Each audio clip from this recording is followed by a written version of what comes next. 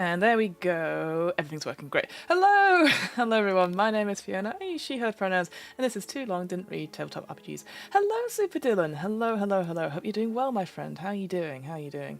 Sorry, a bit frantic this morning. I basically spent too long doom scrolling. I was like, oh no, it's 15 minutes before I have to stream. Not that I have to, I choose to. But yes, welcome to Too Long Didn't Read Tabletop RPGs, in which I, a humble purveyor of RPGs and the like, go through an RPG that has interested me, whether it's from the bookshelf of Doom that I always point to off camera, or the Google file of mystery. Relatable, there you go.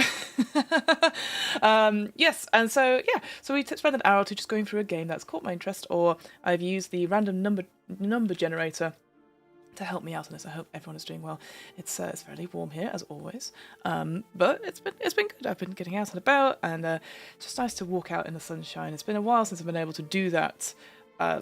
When I lived in the UK, I never wanted to go out because it was always cold or rainy and stuff. So I would force myself to go out, and now it's quite it's like a nice legible thing to do. Hello, Dan. Hello, Dead Toothbrush. How are you doing, my friend? How's everything in your neck of the woods? Let me know. As we go throughout the stream, if anything comes up, because who knows?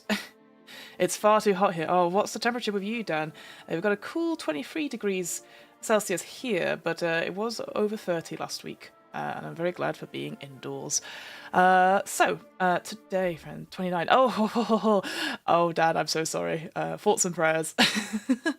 So today, friends, we're just going to go straight into it because I do need to finish on time today because I'm a busy woman, you know it is. Hello, Hogan. Hello, my friend. Glad to have you here. Hope you're doing well. You're just in time for me to introduce today's game we're going to look at. So today, friends, we're going to look at Locus, Locus,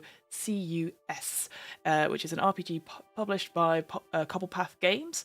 And I actually didn't get this one from the number generator. My friend Liz Campbell, who sometimes is a lurker here in these streams, she was at UK Games Expo a couple of weeks ago, and she picked up the book. And because she knows I like horror games in general, she said, I think you'll like this one. It is a role-playing game of personal horror, and apparently does things a little bit differently. So we're going to look through the player's guide today, which is about 73 pages. There is a director's cut of the full game, which is about 150 pages, which you can also get if you download it from Itch or Drive-Thru RPG, which we'll go through in a second. As always, I do this at the top of stream, some disclaimers. I am not a game designer. It feels like I should be at this point, but all I do is sort of run games and read through them and stuff. So I might not have all the wherewithal about like what works, what doesn't work, and so what I'm saying is my gut feeling as someone who creates content about role-playing games, how it would look, etc. So always take my critique, never criticism, with a little pinch of salt. What else? I've not been sponsored by Cobblepath Games. I actually hadn't heard of them. You should be. Oh, Super Dylan, the actual game designer with their upcoming Kickstarter and all that. I should be, but I have ideas, but they're not. They're sort of, they go off into the air and I go, yeah, that looks like a nice idea. Maybe one day. I think I need to start actually writing stuff. I think that's the case. My mission in life is to make everyone make games. Wow, well that is a very mine is for people to play games, but maybe you're one step above me in getting people to play and make games. 100% with you on that front. I'm not sponsored by Cobblepath Games. I hadn't heard of them before, UK Games, but I have seen some of their games about. So, don't know anything about them from that front. But obviously, always open with an open mind to these things. But yeah, just want to say that obviously I'm not sponsored to read any of their stuff. And also, it is a horror game. So a bit of like content one is personal horror, whatever that means to you. Hello, Kieran. Yeah, you just joined us for the disclaimers. Hope you're doing well, friend. It's a horror game. I'll try and shove up content warnings as we go through if anything comes up, but just be a little bit wary and keep yourself safe, because obviously you are more important than this particular read through. All right, let's go to the actual as we always start with these streams, we always go to not Nightbot bloody Nightbot. We will go to the actual, there we go, sorry, brain engaged. We're going to go to the actual page where we can get this one. So I got it through their itch store, because that was the most accessible thing to me, but also they have Drive for RPG. I didn't find their own website. I had a quick look and I couldn't find it. And I will say the SEO optimization for Locus RPG wasn't very good, which is a bit of a shame, I think. Again, maybe it's just that sort of thing to think about. So what we look at when we look at the sort of the store page is like, what would drive us towards buying it? What is what is the copy of it? So weirdly, I think, not weirdly, but I think sometimes once you've created a game and you go, right, done, you don't necessarily think about all the other things that you want people to drive towards your game to make it, to buy it and play it. So it's always good to look at these sorts of things. So this is the itch page. You can get stuff on. I'll show you, you might recognize some of their other games, a couple of paths. I'll just flip over to their screen. Oh, they do have a website. That shows poor research on my part. Interesting, back to safety. I would like to go to their website, please. Page not found. Oh, well, there you go. I was right. You couldn't find their website, their actual website, unfortunately. That is a bit of a shame. Oh, why did I do that? Let's go again. So, small company that make games. So this is what I recognise them for, Coffee and Chaos, which is a comedy cafe role-playing game. And that's where you play your existing characters, but if almost in like a sort of a fan fiction, like cozy coffee sort of game, which sounds quite good. And then the other stuff is all to do with Locus. So you can see they've got some other games there. Now, what's interesting is that I feel they have got good pricing for their RPGs on this front. Actually, you know what? I've not made this full screen. There you go. It's a little bit better there. Because I appreciate this is all in US dollars, because obviously that's where I'm currently based. So it's $15, so about roughly 13, maybe £12 for the Coffee and Chaos. But for Locus here, $32. That's roughly what, 27, £26. So that might feel quite a shock, because a lot of the games we focus on here, often they're within the 20 to 15 pound mark, and certainly quite a lot of times I do try and look at the quick starts and stuff on that front. But I think it is something to think about when we're creating RPGs and stuff, like the cost of the PDF copy versus the cost of the physical copy. Because obviously, with physical copies, obviously it costs a lot in terms of the printing resources, any additional elements, etc. So that has to be factored in. But some people would maybe dismiss, going, "Oh, why are you paying £25 or $32 for a PDF?" And actually, I think it's good to have it higher and have it normalised that way, because then you're paying for the work. And again, there's lots of things about this, about like paying, how much do you pay per word and all that sort of thing, which I will say I have no skin in that game currently, and I don't necessarily know stuff. But it was interesting. My first reaction of seeing that price, I went, "Oh wow, that's quite expensive." But then I'm like, well, no, it's not that expensive compared to some other PDFs I've seen recently, like Kickstarters for PDFs. Like two PDFs was, I think, two PDFs was $70 or something like that. So it is trying to normalize, like, if you've done a lot of work in a game, making sure you price it what it's worth, rather than like, oh, I want to sell more copies of it. But yeah, you might sell more copies at 20 quid, but like you should be increasing it a bit more. My improv teacher always said, like, one thing she did when she was like trying to price out stuff was that you think of like what's the lowest amount of money you would get out of bed for to do something, and then the most ridiculous amount of money that, you know, like what's the dream figure, and then try and find somewhere in the middle. Never go for that base bottom price, which I always thought was very interesting. Anyway, enough about that, because I don't have any experience with that, so there's no point in talking about it for too much. But let's go into. I might just zoom in a little bit, because sometimes it's a bit short. So from the copy we've got this. So what if the world was really against you? What if you couldn't escape? Struggle against the stress and pressure of the world, of your own guilt bearing down upon you. There are no heroes here. Locus is a bespoke mystery horror role-playing game with unique mechanics and crafted entirely around horror. It is a game about flawed character, about exploring consequence and morality against a backdrop of a very real, supernatural and monstrous danger. The Game Master assumes the position of a director who conducts their cast, the players, in a tragic play of their characters haunted by their own pasts, and a scenario which aims to turn those haunts against them. The goal is twofold: to unravel the mystery of the world and then survive it. I love that. That's in bold as well. Oh, I also quite like, again, I know this is an itch thing, but that's a red highlight. It's ideally played with 2 to 5 people, with one taking the role of the director. Again, we've got a name for that, great. It requires a standard deck of cards and 3d6 to play. Ooh. And it's typically designed for 1 to 5 sessions for each hours each. sessions a few hours each. There we go. You can see we've got some spreads here as well. Exciting. All right, and as this is always a good thing, it's released under a Creative Commons license as well, so you can create your own games of content using the contents of the game provided you give attribution to the creators. Amazing. Very, very good on that sense. Yeah, and it's very evocative as well, this whole sort of the red on black, and I love this sort of like it looks like a silhouetted individual with clearly some sort of red substance, presumably blood running down from their hands, looking at them. That's great. And like you see here, can I make it bigger? There we go, excellent. So when you buy this, you get 2 PDFs for this. So that's probably why, again, it costs a little bit more. You get this director's guide, which is, I think, she says, touchwood, has all the same thing as the player's guide, but the player's guide is half the pages, and you can send it out to the players to look at as well. So I think that's really good in that sense. And I love how it is a similar cover, but you've got like sort of this almost like light inverted filter over the player's guide, and then the dark one over the director's guide. So I really like that. Very much agree that the PDF games are often massively underpriced, and people should always be paid fairly for their work. I agree, Kieran. Again, like I said, I think it's very tricky because I think we get normalised to be like, oh, but it should be only 20 quid, you know. But actually, yeah, I realise that this is obviously 2 books, although some of it might be repeated across. But I think you should, if you set the baseline as that high, and then I think people will more likely to pay. I don't know. Again, it's one of those things where I don't know enough about it, so maybe I'll keep quiet and listen to other people who do that. So yeah, like I said, you can get it on itch. You can get it on Drive-Thru RPG. I would recommend getting it on itch, purely because on Drive-Thru RPG, I did find that they only had 2 of their games, Cobblepath games, only had 2 of them.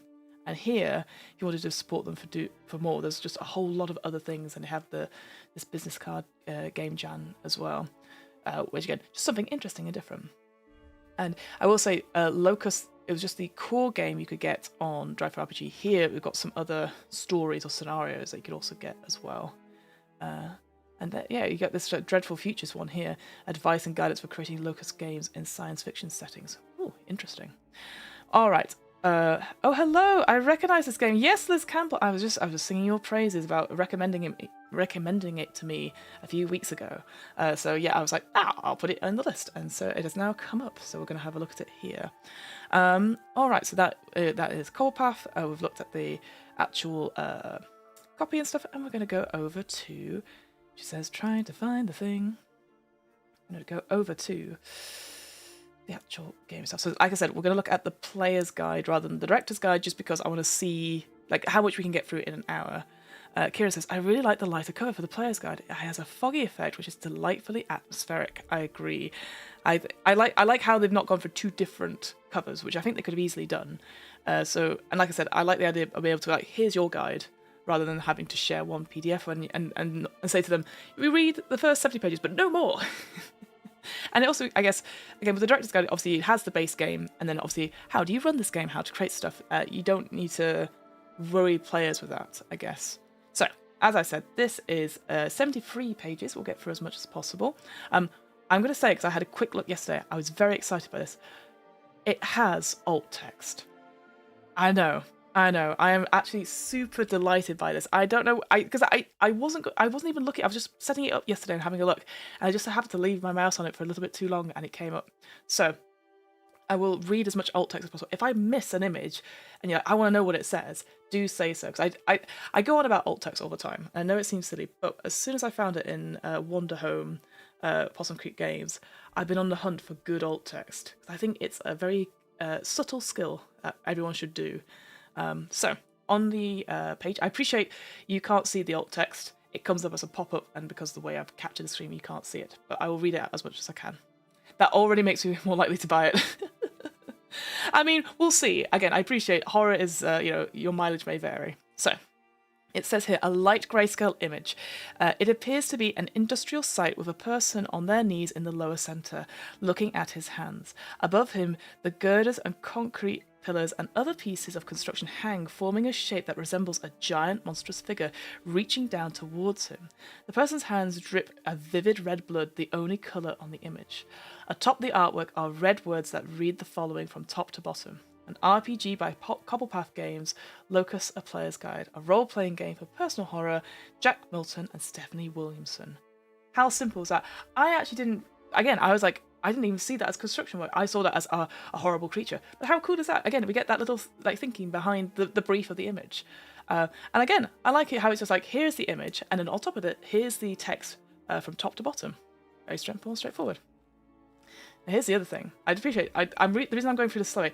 So the alt text for the next bit is actually on this first page and not on the second on the page with the text. So I'm gonna just so that people know that. So people are like, because that's the thing. This is an actual image, but it doesn't have any alt text on this page, but it does on the second page. You can tell I got very excited when I found this out.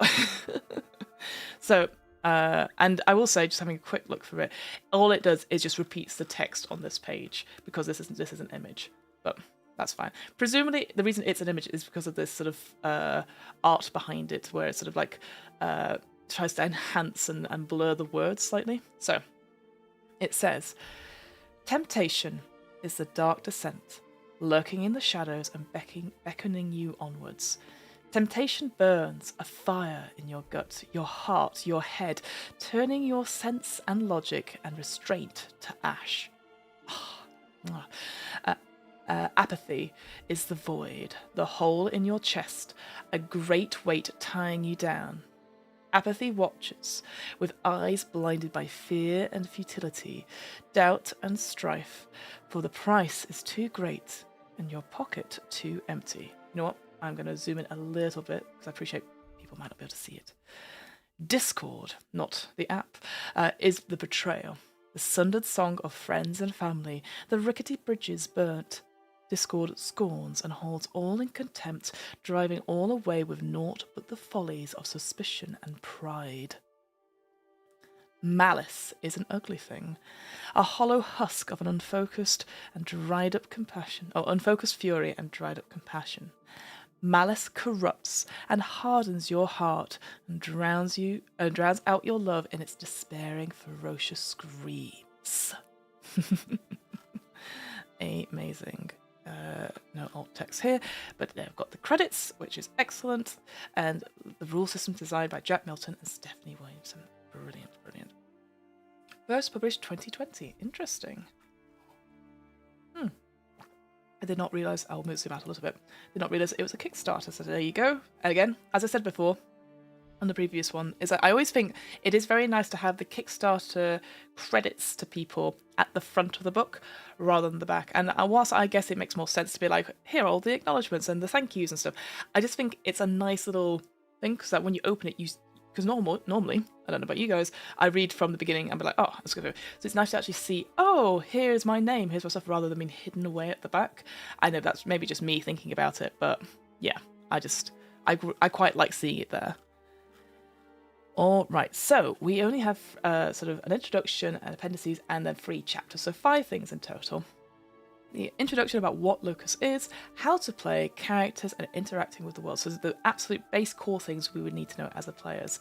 And I can see there we've got a rule summary at the back, which is very useful, and a player glossary, and some game cards as well. Maybe one thing I would have liked, I appreciate again, I've already got 2 books for a decent price, but it would be nice if they did have like separate sheets for like rule summaries, like as an extra downloadable thing. But again, it's always that just sort of thing, just having them to hand. But we'll see. Whoa! All right, I'm gonna zoom in a little bit. So the alt text reads. So it says the text at the bottom, which I'll read. It says, "A wave of cold spilled out of the crack in the door. Something sinister lurked in the darkness beyond, and all they could do was continue down the path." It says introduction at the top, and a dark painted canvas. Upon it is a white shape similar to that of a cow's skull. In a socket burns a red eye, and from beneath come spiders' legs. Horrible. No, thank you. All right. Zooming in a little bit. So, what is Locus? Already, I'm actually quite pleased that it's not 2 columns. So already it's done well in my books. So Locus is a tabletop role-playing system with a focus on personal horror, one which explores themes of guilt, morality, and mystery. Our aim in creating this game was to explore the nature of fear, tension and stress, and to give players the means to experience those emotions through their characters. This game is designed to facilitate the experience of overcoming and combating that fear in order to survive. Is that how you spell combating with 2 T's? Oh, I never knew that. One member of the group will take on the role of the director. Our term for the game master. All right, massive tick. Yes. And the rest become the players or the cast. Double tick. Yes, we get cool names. I appreciate it. It's quite simple, like director and cast, but already I feel like involved. I feel I like they've already acknowledged it as well. The subtle texture in the background is very nice. It is, isn't it? I quite like the. Yeah, it's like a very paper marble kind of effect. It's really nice. We recommend that Locus be played with anywhere between 2 to 8 people. Whoa! We found that a group size of 4 or 5 works best. Yeah, I would never run a game with 8 people. That sounds bonkers. Alright, themes. The unfortunate group pace anxiously down the street. They sense they are being watched, but there isn't another living soul in sight. In the distance, a fog has begun to roll in. The leader of the band swears he sees a familiar face in the mist, that of a lover scorned. Something growls behind them. Their pulses race, but their feet feel as though they are stuck in mud. This game is built around 3 central motifs, all of which crop up in mechanics and theme alike. Okay, so we have guilt, we have morality, and we have mystery. So guilt. What have you done? Locus characters have a secret. Each one of them has done something which weighs upon them. Perhaps they feel repentant, or perhaps they don't. Their secret could be about something illegal, or just plain immoral. But either way, they are guilty. That reminds me a lot about Cult, the Lost Divinity, where you have archetypes that are built around like a dark secret of sorts. And you can play with that and then bring that out in play. Morality. What is right? What is wrong? Who is the judge? Linked closely to guilt, the willingness to explore the concept of morality is key to enjoying the game to its fullest. And then finally, there is some alt text there. I'll read it in a second. Mystery. What's going on? Why are you here, and why is any of this happening to you? How can you survive? These are questions that should be answered as you play. And the alt text reads, a black and white photo of a forest path. The photo has several filters on the top of it that obscures the details, making it murky and distorted. See how simple that is? It could have literally left it at a black and white photo of a forest path, that is very hard to make out or something like that. The fact it's got into like quite a bit of detail about like it's got filters over the top of it. You know, like again, I've always feel like it is a base accessibility thing to do 1 or 2 lines. It's very easy to do it. Here, I'm already like, oh, they've actually talked about like what it looks like rather than what's in it. And the same with those ones before. They sort of like describe the image. And the thing what we found with the Possum Creek games was that it gave like a sense of like personality behind it as well. So you could do lots of different things with alt text. But I quite like here it could have easily just been like 1 sentence, but they've actually gone, oh no, there's filters on top of it, and this is the reason why. I think that's quite good. So how to use this guide. So there are 2 versions of this guide, a director guide and a player guide. This is what I said before. Only the person acting as director should read the director's guide, as it includes explanations and mechanical elements of the game best left as mysteries to the player. Interesting. Ooh. So maybe I should be reading the director's guide instead, but that's okay. That's okay. I like the idea that there'll be some mechanical things that you, the player, aren't 100% sure of. It's almost like nightmare logic that we have with horror things, where you're like, I don't understand this thing, and you will never understand that thing. And that's what makes it scary. I really like that. We strongly recommend that individuals who intend to be players should only read this guide before their first game and not the director's guide. You will find that information is repeated in different sections to make it easy to find material when you need it most. That's also a really good disclaimer to have. I think we had that before when we were looking at the game on Tuesday, was that whilst we... what did we do on Tuesday? I can't remember. Time is so wibbly wobbly. Oh, Ironheart. Ironheart. What we liked about it was that it had some really good imagery and simple to read text, but it kept repeating itself in several places. And we're like, oh, why do we need to have it know it in several places? Here's an explanation why you will find it repeated in several places. Because it's easy to find materials when you need it most. Nice. I like that. I like just setting that expectation at the top. So this guide contains the rules and explanations of how to play, a list of materials that you need to play, how to create a character, rules and advice for interacting with the game world, a rule summary, a glossary, some sample characters, and blank character cards.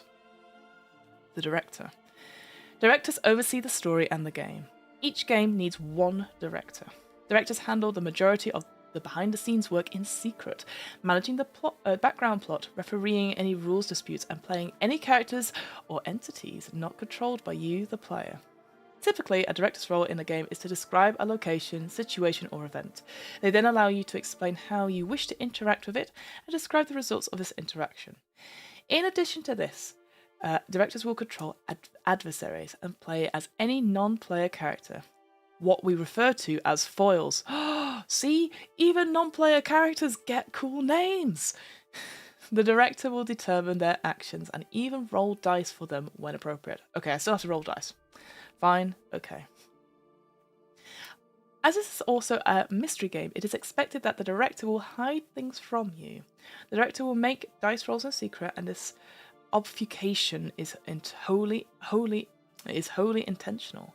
One of the greatest fears in life, after all, is the unknown. Oh, I like that. Again, it's just sort of explaining why we'd have these things, and it's so short and to the point and that sort of stuff. I like that. That's setting that expectation that, yeah, they're going to do stuff in secret, and that's the whole point. It's part of the theme and the vibe of the game. I'll just zoom in a little bit more. Oh, that's too much. I've ruined it. Fine. The role of a player. While we would, of course, not bar anyone from trying this as their first tabletop role-playing experience, we have not written the system to be an introduction to role-playing. As a player, you'll take on the role of one of the main characters in the cast of this tale of horror. The director will create the world, set the scenes, and guide the pacing, but you are the one with the agency to write the active narrative. As in other tabletop role-playing adventures, each player takes on the role of a character, and those characters act and react to the events and scenes described by the director. There is an expectation that you will play your character as earnestly as possible. Whilst taking actions, consider your character's concept and personality and how they would act and respond to the events that are happening. Around the table, whilst playing, you are expected to make the director aware of any actions your character takes, either openly / verbally or covertly, by such as passing notes. Passing notes. Ooh. Be aware of information the other players should know, and then give the director as much information as possible about what you want to do and what your goal is. An outcome check, which we'll see on page 11, will determine the result of the action and whether it was successful. How interesting is this? It's kind of doing that expectations, those player principles, but in written format. That you're encouraged to talk and discuss what you're doing with your players and the director, rather than going, I rolled a persuasion check, I got a 30, what happens? You know, it is actively getting involved and like solving the mystery, which is always very important for mystery genre type games. So that's quite good. What to expect? So Locus is not a game about fulfilling power fantasies, nor being the hero who saves the day. It is about facing difficult situations, exploring themes of guilt and morality, and it is about survival. Locus is designed to contain harrowing content, and is expected that the director will have discussed with the players before the game begins. As a player, you should not be expected to always have the weapons to hand to defend yourselves. There will always be an alternative way out of a fight, whether it be running for your life or hunkering down in a safe hiding spot. In Locus, you are ordinary people, the unfortunate protagonists of a horror story. You have been thrust into a world of your own nightmares and must uncover the mysteries that surround you. Your characters are here because of who they are, so it's worthwhile really getting to know exactly who that is. Ooh, interesting. I don't know about anyone else, I'm getting really strong vibes of like Alan Wake stuff, you know? In the terms of the setting, we refer to horror stories. We note that we mean more psychological and supernatural stories, like The Descent. What a cracking film that is! Oh, I love it. I hate it. I love it. The Triangle. I haven't seen that one. Shutter Island. Great film. Citadel. I don't think I have seen that one either. And we've got classic slashers such as Chainsaw Massacre, Friday the 13th, and Hostel. Okay, so we've got a mixture of like those psychological, supernatural ones. Oh, and rather than the and rather than. So not necessarily the horror of like the massacre ones. It's more supernatural stuff. I think here as well, I can imagine like phasmophobia being a big thing here. Oh, hello, Hatchling. Hi, everyone. Pricing is a highly contentious situation. Too complicated to get into here, but I feel unless prices increase throughout the industry as standard, small press publications will end up suffering, especially if you don't have a large established audience. That is very fair, and I very much appreciate that comment, Rich, as well. Because again, as I said, it's just very interesting. For this is like one of the games I think I was shocked. I was like, oh, $32, that seems a lot, but actually that is a just because I've been conditioned to be like it should be 20 quid per PDF. So yeah, I completely agree. It is. I can imagine it being quite a contentious issue. So very much appreciate you giving that comment there. Very much appreciate it. I hope you're doing well though. Thank you for being here. So yeah, I think what other touchstones we could have here. What did I watch recently? Maybe even something. Oh no, Abigail wasn't. I watched Abigail recently. As a horror film. I really enjoyed it, but probably not for this one. But yeah, anything that's sort of psychological. What was the other one we looked at before? The SCP protocol ones, the stories, stuff like that. Those were great. Gaming content. So Locus is designed to be scary, and games created with it will naturally contain heavy themes and events. At the same time, it is also intended to be an enjoyable experience. It is important that to make sure that everyone at the table is comfortable with the themes and content that will be tackled in any given Locus game. The characters in a Locus game all have events in their past that will impact the story in a few different ways. It is important to confirm with your players to be sure that everyone is aware of the types of concepts involved, as well as their tolerance levels for various tropes and scenarios. A conversation prior to or during character creation can help establish mutually agreed upon boundaries. Everyone should be made aware that Locus includes a mechanic where the characters will have experiences akin to hallucinations. How interesting that they've mentioned that straight there at the game content. I wouldn't have known about that otherwise. Interesting. Annihilation. There you go. Thank you, Liz Campbell. They use it as an example of for their sci-fi expansion. Yes, exactly. That's the perfect sort of game for that. Perfect game. Perfect film vibes for that.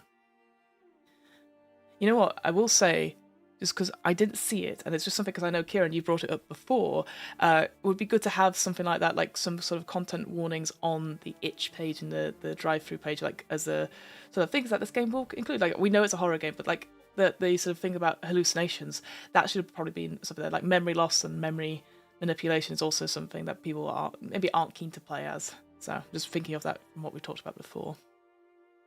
What else was there? Locus aims to provide a personalised experience for your characters, and as such tries to stay away from more common horror tropes which demonise the other, rather than building fear from what characters' own mistakes and transgressions. As we encourage all who play this game to avoid simplifying personifications of mental illness, mental disability, and physical disability, and be aware that the monsters of Locus are not and should not be representations of these things. Amazing. That's a really good way of putting at it as well. As a player, you should make sure that you bring any concerns or content you are not comfortable with to the director's attention. Make sure you are open and communicating with your director about this. We strongly recommend having safety tools in place before and during play. And after. Consent to different forms of content can be withdrawn at any time. It is possible that an unanticipated theme or issue may crop up that is distressing to one or more players, and renegotiation may be required. Players should always feel free to override their prior consent. That's really good. I mean, I feel like that's kept it like nice and simple and to the point about certain things. I mean, I did wonder if they were going to say safety tools at some point, but they didn't. It's just it's under this game content thing, which is fine, and it's on page 5, so that's also fine as well. And it was out in 2020 as well. 2020. That's pretty good. Image here, so a black and white photo of a storage room, maybe a garage. The photo has several layers over the top of it that obscure the details, making it murky and distorted. Don't like that. Horrible. I've got alt text here again for this. So truly a wondrous treasure trove, he thought. So many riches and potential for more. To those watching, he walked to his doom. And then it says, "Ooh, oh no, I don't like this. It's a vase full of for teeth. No, thank you." So, the alt text was on the other page. So it says, "Chapter 1: How to play. A dark painted canvas. The darkness is broken up by a spotlight which highlights a vase complete with numerous sets of teeth. Yum, yum, yum, yum. Ah, welcome. Would you like to look at my sets of teeth jar? All right, let's zoom in. So we're on to chapter 1 already. No, that's too far, Fiona. So what is needed? So we need a director who will run the game and at least one player. Could you imagine doing this one-on-one? Terrifying, I think. A standard deck of playing cards for every 4 players.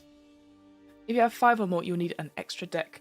The jokers should be removed. Oh, that's quite exciting. If you had 5 players, that you'd have to have 2 sets of 2 decks of cards, and at least one set of free. Oh, hang on. At least one set of free 6-sided dice or 3d6. Ideally, everyone at the table should have their own set. Alternatively, there are many digital and online options for dice rollers, which are just as appropriate, and also the same with getting a deck of cards as well. A copy of a character card for each player. These can be found in the appendices, so that's a character sheet, and a set of pencils for making notes on cards. So obviously, again, this was created or developed before digital. Before like digital things. Again, this should be hopefully straightforward. Again, we'll find out. This is presumably an example of the character card as well. Just having a quick look at it. What's this down here? Oh, I'm excited, but again, could be easy enough to create an online version of it, or at least a form fillable version of it as well. Ah, the sinister Malphars. Do you have one, Liz? in your gallery of delights? Oh, why did I do that? Okay, so the cast. You interact with this world through your characters as the director guides them and you through the environment and the entities which crawl and creep there. All characters are recorded on cards, blank copies of which can be found at the back of the guide. At their most basic, characters are defined by 8 attributes, a haunt, a virtue, and an attitude. These are outlined briefly below, but in Chapter 2 we'll take you through creating your own character and all of the concepts detailed. I think I would have liked it if this image was a little bit... Oh, it says here, a completed character sheet. Okay. Again, I would have liked this a little bit bigger, I think, at this point. I think it could have replaced this image down here, which says a black and white photo of a fairground. Oh, the photo has several filters over the top of it that obscure details, making it murky and distorted. Yeah, I think this image could have been here, personally speaking. My only home decor. It's like, welcome to the gallery of sinister Malpharses. Please, take your time, wander around. Don't touch. If you touch, they touch you. Sorry, keep doing that. So attributes, so the overview. So all characters have a set of 8 attributes. These represent their capabilities and their proficiency at completing certain tasks. In Locus, all attributes are negative, meaning a higher score represents a lower level of ability. So for example, frailty of 5 means a character is extremely fragile, bruises easily, and lacks physical strength. That sounds really scary. So, frailty. How weak is your physical body? This attribute is relevant for attempting anything requiring muscle mass or fitness. Clumsiness. How clumsy are you? This attribute is relevant for sneaking and attempting anything requiring fine motor skills. Carelessness. How aware of your surroundings are you? This attribute is relevant for dodging incoming objects or noticing shadows moving in the night. Impatience. How impatient are you? This attribute is relevant for your self-control on how long, for example, you can wait in a cupboard while something stalks past. Oh, I can be very patient for that sort of stuff. Cowardice. How much of a coward are you? This attribute is relevant for standing your ground and keeping your cool when your life is at stake. Ignorance. How foolish are you? This attribute is relevant for attempting to solve puzzles, apply knowledge, or use common sense. Repulsion. How uncharismatic are you? This attribute is relevant for conversations and winning people to your side. And finally, temper. How angry are you? This attribute is relevant for determining your reaction to circumstances in the world. So first of all, how interesting that we have negative connotations or negative sort of attributes for a horror game. I've never come across a game that has that. Normally, a strength, agility. You're very positive, like, yeah, let's do this thing. Here, here we have like negative stuff, so they're like weaknesses as ability, and the higher the higher the score is, the worse you are at it. I kind of like that. That really fits in the vibes and the themes of the game. I kind of like that. That it's very different instantly. Like, wow, that is so different to any character sheet, anything that we've looked at recently for sure. And especially when we come to games, I know like maybe I've talked about it before, but that idea, the D&D philosophy recently about like, well, we don't want to have any negative modifiers to things because it should be about winning. You should be wanting to play this game, and I totally agree. In some circumstances, you shouldn't be having, say, negative modifiers tied to your lineage or your race or your species. I mean, to be honest, you shouldn't be having those modifiers tied to your lineage anyway. It should be your class, your upbringing, that sort of thing. It's not. Yeah. Oh, again, it's a story for another time. I know, but here, but what I disagree with is that I don't mind having negative modifiers to things because I do like failing. It makes me feel like, okay, I'm against the odds, and when I win it feels even better rather than like, oh, I'm always gonna roll, it's always gonna be a +1. I'm like, it's fine, but it doesn't make me feel special. It doesn't make me make the highs or the lows really low, and I like that as a player. So then having a game here where you have 8 attributes of almost like vices, weaknesses, it makes me think differently as a result. I really like that as a result. It stands out to me than other games. A check, further described below, is an act of rolling dice to score a number higher than the value of the designated attribute. As players, you will be advised by the director what types of checks you need to perform and which of your attributes should be rolled to attempt the one. The higher a character's attribute score, the more difficult it would be to roll above the number on a d6. Right, okay. So is it just 1d6 then? And then you have 3d6s like you take the higher and lower and stuff? Haunts and virtues, an overview. So your character's haunt is a significant event in their past in which they did something wrong that caused harm. It might have been something morally wrong, legally wrong, or just a case of negligence. In all cases, it is something that has left a stain upon their soul. Haunts are classified into one of 4 categories. We've got temptation, apathy, discord, and malice. And we have the sets here. I would say there's no alt text here. I would then just put like diamonds, clubs, spades, and hearts after each one of those. I think it's going to say it here as well. Temptation are haunts born of desire or greed. Apathy, haunts driven by a lack of interest or care. Discord, haunts caused by a dislike of others and the impulse to create conflict. And then finally, malice, haunts directed by hatred and a desire to inflict harm. Liz says, I like the attributes help reframe the mentality as overcoming your flaws rather than just winning by your brilliance. Oh, couldn't have put it better myself. What a great way of putting it. Yeah. Especially because that's what horror films are always about. It's about, the reason why, like, the bad people in horror films, like, like, the guy that's always a bit selfish, keeps surviving because he's always looking out for himself. And then so being able to overcome that selfishness to try and maybe sacrifice yourself to get someone else. I'm thinking of, like, in Shaun of the Dead, that sort of thing. Like, that you get rid of those egos and stuff, and then you help. So yeah, I love that idea, overcoming your flaws and winning by your brilliance, 100%. Your character's virtue is quite simply the predominant redeeming feature of those of who they are. Like haunts, they're categorized into 4 types. So we have temperance, which is diamonds. No image there. No alt text, sorry. Motivation, which is spades. Community, which is clubs. And compassion, which is hearts. You'll be expected to roleplay these and will be rewarded for roleplaying them well, as haunts and virtues shouldn't form an integral part of your character's personality. Attitude overview. So attitude is closely tied to the concept you will be developing during the process of character creation. It relates specifically to the character's perspective on their haunt. Does the guilt eat away at them, or can they sleep soundly at night? Can they cope with the regret, or do they revel in the memory? How easy is it for them to look at themselves in the mirror? For more details, see page 34. I like that. So it's not constantly like you don't regret that horrible thing that happened. Maybe you like secretly enjoyed it in a way. Oh, interesting. That's a little bit different to the cult stuff as well. Alright, so when your character encounters challenges where the outcomes is uncertain, you must make a check by rolling the dice to determine what happens. There are 4 different kinds of checks used in Locus: outcome checks, contested checks, initiative checks, and untrained checks. So, outcome. Whoa, there's a lot of text on this page. Okay.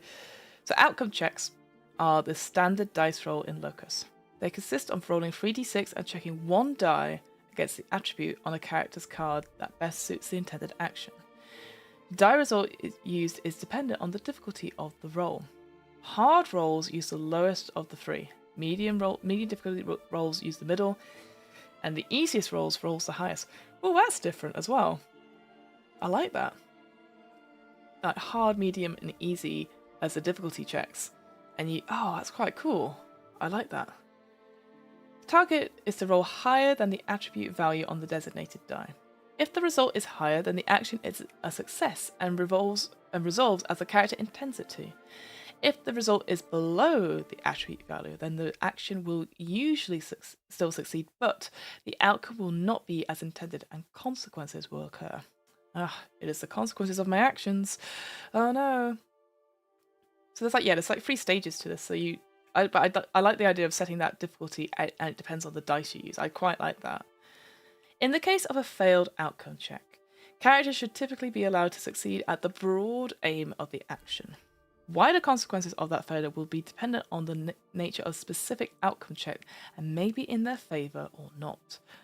Alongside successful and failed outcome checks, it is possible to have more extreme positive results. So, rolling 6 on all 3 dice is a critical success. 666, anyone? And a critical success acts as a morale boost to the character, restoring 3 willpower points, okay, allowing the player to discard a neutral, so non-haunt suit card from their hand. Ooh. I've got an example here, which I don't, I'm going to read through them because I think just in case, and there's a box here as well, so we'll read through it. So a successful outcome check. So Val wants her character, Teresa, to convince the spaced out cashier to listen to her. The director, Farah, decides that this outcome check is linked to the attribute of repulsion, and that it will be a medium difficulty check. Val needs to roll above Teresa's repulsion of 2, and the dice she uses will be the middle value roll of a dice of 3. Val rolls a 2, a 4, and a 5, so the middle result is 4, which is above her repulsion and results in a success. So in the game, Teresa succeeds in her attempt to snap the cashier out of their haze. Simple, straightforward, I like it. And the failed check, yeah, fine. It says here, failure versus unpleasant success. So sometimes it is more narratively appropriate to have failed outcome checks result in failed actions. Consider an example where the cast were working against a ticking clock to complete a scenario, and the character failed in their attempt to kick down the door. Making them try again with another outcome check, or 2 or 3, rather than succeeding with a wound, could be dramatically appropriate way to lose time and build tension. Okay, so yeah, it is almost like a situation dependent, right? Because I can imagine that in that case, we have to break out or something, and if you keep losing, like, all right, fine, and you just tick down that ticking clock sort of stuff. Yeah, makes me think of those dark picture house anthologies, where like if you fail a check or something, like you have to go around the long way, and you're like, oh, I failed something, and that's going to cause consequences later on. Yeah, I like that. And then we've got an example of a critical success as well, which is incredible. Like 6, I like that. And I also like, I'm glad that there isn't like a critical failure for this, like if you rolled all 1s. I think that's fine. You don't have that. I like the idea of having a critical success because of the 666 thing. It kind of makes sense in my head. And that's it for the outcome checks. That's 1 page. Nice. Contested checks. So sometimes an action a character attempts is actively opposed by another entity. Whether the opposition is a character or a monster, this is resolved by using a special kind of check called a contest check. For a contested check, both entities roll 3 dice against one of their own attributes. There is no difficulty level involved here, and the results of all 3 dice are considered. For each result that is higher than the chosen attribute, the entity scores a point. Whoever gets the most points wins the contest. In a tie, the defender wins. In the case of an argument, the final decision is as to which entity is the defender is made by the director. Entities can earn bonus points awarded by you by taking in-game actions to set up the situation in their favour and/or role-playing appropriately well. Okay, I like that. Oh, I got the mowers started outside. Even Fancy Alice was like, poor thing. So hard being a cat. Anyway, what was I saying?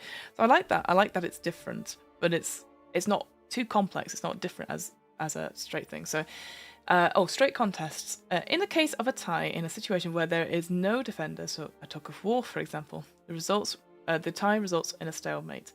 Neither entity wins, but neither loses it either. If both entities wish to continue the contest, it continues for another round and both perform another check. So there you go. So that's another example of stuff. But it's easy to end it after one go if it's like they either win or the defender wins. So I like that. Untrained checks. So if an entity is attempting something that would normally require a check but for which they have no training, as defined by skills, which we'll see later on, it requires an untrained check. An untrained check is a series of 2 consecutive checks. The first is a hard ignorance check to work out how to go about the task. The second is a hard check with the linked attribute for the specific action.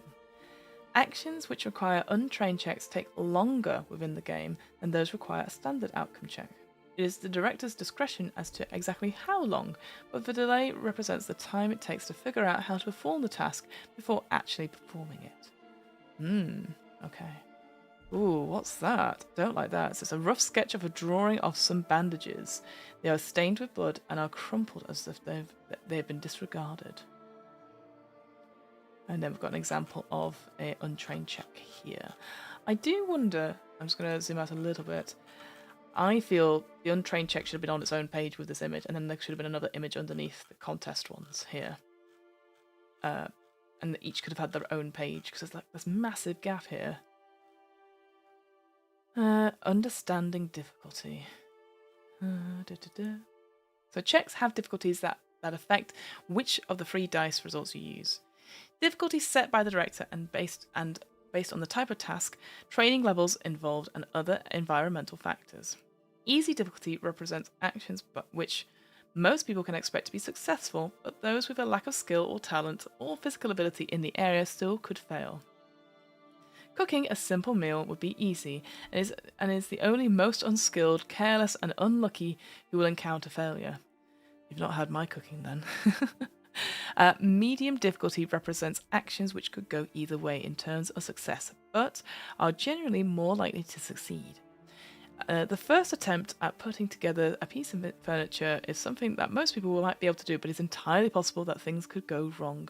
Something accidentally breaks, or a hinge gets attached backwards. Sometimes the reason may not be related to a skill at all. Perhaps the right number of screws weren't in the box. The results of the dice can be interpreted in many ways. Again, have they seen me make some furniture recently? Oh dear. Hard difficulty represents actions which most people would struggle with, but all but the most skilled or capable would expect failure. Examples would include replacing a broken component of a laptop, which requires at least some specialist knowledge or tools, or a very detailed guide for the layman to generally hope to succeed. Yeah, I would not be doing that. Relevant items can reduce the difficulty of a check by 1 tier. A hard check can become a medium, and a medium check can become easy. Easy checks cannot be made any simpler. On the other hand, injuries increase the difficulty of checks. Ooh, interesting. You shouldn't be expected to make an outcome check for an action which is impossible to succeed. For example, or for instance, attempting brain surgery without even having the basics of biology as a trained school. It's not brain surgery. A final note is that difficulty is completely separate from the characters. The difficulty of a check should be a neutral statement, and it should be the same for every character who tries to do the action. Any difficulties for the characters have in achieving the action should be reflected by their attributes and not the difficulty of the checks. Yes, I agree with that. A black and white photo of a dirty alleyway. As always, the photo has several filters over the top of it that obscure the details, making it murky and distorted. I'd say as well, like I really like the drawing images, the illustrations personally. I think they're quite cool. I'm not so fussed about these photos personally, but it's an easy thing to do. You know, if you get some copyright free, royalty free images and then put them through like a couple of filters on Photoshop or Figma or that, or even Canva, and put them in, then it does the job, right? Because it fills up the space, and I like it. Yeah, I'm getting that theme out across. Conflicts. So conflicts occur when two entities are at odds with one another, most typically when a monster is in the vicinity of a character. Conflicts are generally resolved through a series of contested checks between the entities involved. Conflicts can take many forms, from physical combat to a duel of wits, or even running and or hiding. Actions that the cast can take during a conflict are movement, contested check against no one. This can represent movement up to 5 meters, or making movement-related actions like pushing over an object to create or block a route. We've also got hiding, so a contested check versus an opponent. This can be done if appropriate hiding spaces are available. Attacking with a weapon, so contested check against an opponent. Certain weapons may have varying levels of effectiveness against different opponents. Attacking with a weapon cannot be performed without a suitable item. Attacking a monster without a weapon will not succeed, and any attempts will be treated as miscellaneous actions. See below. Defending. Declaring that one is defending gives a character a +1 success on the next contested check when being attacked. And then finally, miscellaneous. Anything not covered by the above. Excuse me. Just usually an outcome check, but maybe a contested check depending on the action. Okay, so that's pretty straightforward. It's just like covers different sort of grounds, different sort of actions, so to speak. Yes. Okay. While taking any of these actions other than movement, a character may reposition a distance of roughly 2 meters. Okay, so movement is the main thing if you want to get away, but you can still move around a little bit as part of your action. Okay, yeah. Turns. So during a conflict, all entities involved take turns to act, declaring their actions and making an appropriate check as required.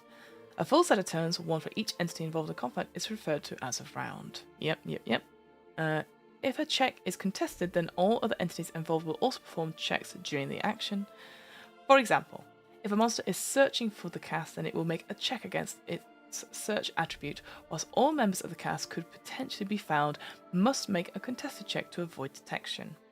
If your character wishes to take an action to hide during their turn, then you must make a contested check. Any monsters who are actively searching will make a contested search check, and this means that if a group of characters is hiding from a monster, then the monster will get 1 opportunity per character per round to detect them. Okay, there's a lot of back and forth there, I think, so it could be tricky, but you know, that's okay. What have we got next? Initiative checks. So when conflict begins, all participating entities must make an initiative check, and this is done with the roll of 3d6 for each entity involved. The results of 3d6 are added together, and this is the value of the entity's carelessness attribute is subtracted from the total. Oh cool, okay. The totals are then compared and then placed in descending order. This is the order in which the entities must take actions, one after another. At the end of the round, the order simply restarts from the top again. Do not re-roll for the duration of the conflict. Continue until the conflict ends. I like that. I think that's nice and straightforward, because because it could be much more variable. Like, you know, if you've got a -3 because of your carelessness attribute, you're like, oh, it's unlikely, but you might just roll incredibly well and everyone else rolls really, really poorly. Then there's an example here. I will say I would like if the examples were in, I always say this, in a box or sort of stood out from the stuff, because I can tell it's an example because of the italics, but still, I like that they've given examples for each of these things, but it would be nice if it stood out a little bit more just against this this sort of aged paper thing. I need to head, but I've enjoyed so far. Goodbye. Oh, thank you, Kieran. Enjoy your evening. I hope you have a good one. Thanks for stopping by. Alright, so ending conflicts. A conflict ends when entities involved are no longer at odds with one another.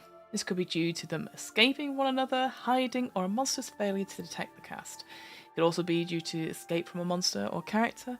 If the conflict did not involve a monster, for instance a verbal dispute, it could also end when the dispute is over. Once the conflict ends, initiative order is no longer needs to be followed, and any new conflicts that arise will prompt a new initiative check. All good stuff.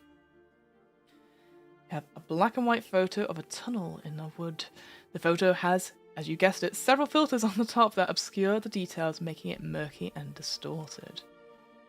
Alright, now we go on to card draws. So, the playing cards represent the connection between the cast and the world around them. The size and content of the player's hand is affected chiefly by the actions the cast takes.